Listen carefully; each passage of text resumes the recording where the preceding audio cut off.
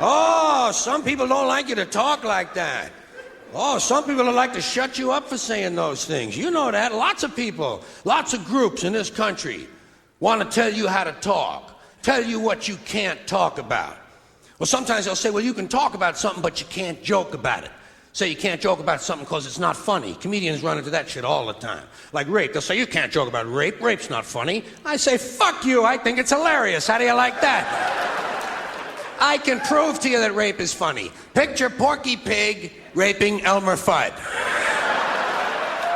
See? Hey, why do you think they call him Porky, huh? I know what you're going to say. Elmer was asking for it. Elmer was coming on to Porky. Porky couldn't help himself. He got a hard on. He got horny. He lost control. He went out of his mind. A lot of men talk like that. A lot of men think that way. They think it's the woman's fault. They like to blame the rape on the woman. Say, hey, she had it coming. She was wearing a short skirt. These guys think women ought to go to prison for being cock teasers. Don't seem fair to me. Don't seem right. But you can joke about it. I believe you can joke about anything. It all depends on how you construct the joke. What the exaggeration is.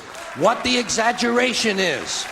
Because every joke needs one exaggeration. Every joke needs one thing to be way out of proportion. Give you an example. You ever see a news story like this in the paper? Every now and then you run into a story that says some guy broke into a house, stole a lot of things, and while he was in there, he raped an 81-year-old woman. And I'm thinking to myself, why?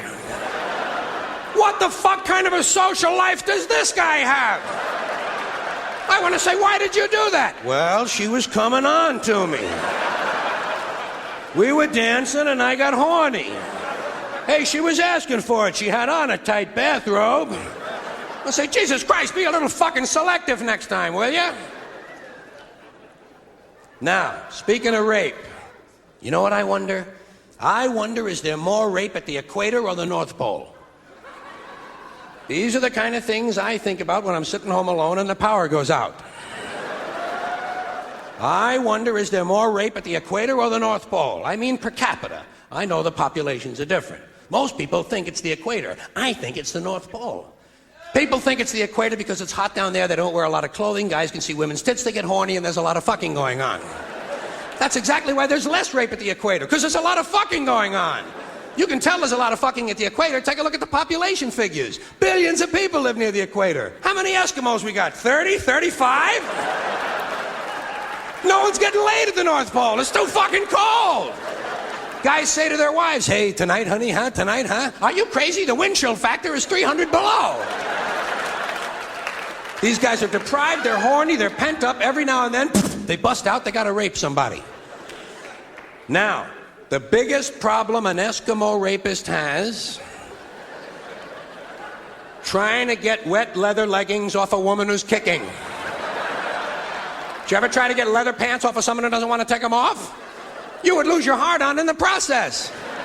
Up at the North Pole, your dick would shrivel up like a stack of dimes.